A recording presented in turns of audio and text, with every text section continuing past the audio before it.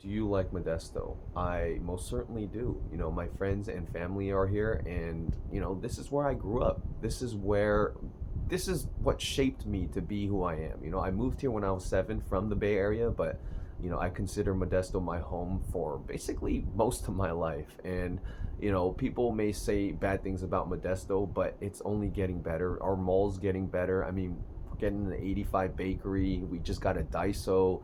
We just got a SF Market. We have 2 Costco's. We have 4 In-N-Outs. We have a Dave and Buster's. I mean, what else is there?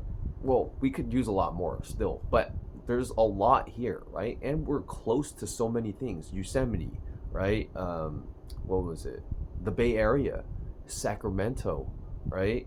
So it's not bad here. Obviously, living here, it gets boring because you live here. You've pretty much done everything. But yes, at the end of the day, to answer your question again, yes, I love Modesto.